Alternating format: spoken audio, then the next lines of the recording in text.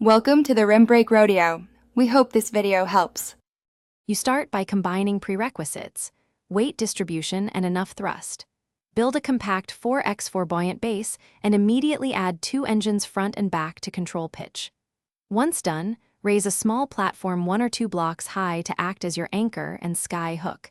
This reduces wobble during lifts. Make sure teammates hold side rails while you power engines in short bursts. This first push primes the craft and aligns it for the long vertical climb toward cloud layers. Now focus on how to climb steadily. Add lift modules in organized tiers so each layer increases altitude without shifting balance. Attach crossbeams and lateral rudders to prevent yaw. Counterweights on the lighter side correct tilt instantly. Use pulsed engine bursts rather than full throttle to avoid flipping, and have a teammate build scaffolds beneath you as you rise. Keep checking alignment.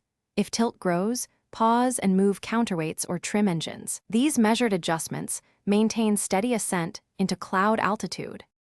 Finish by extending a narrow tower to break into the cloud layer.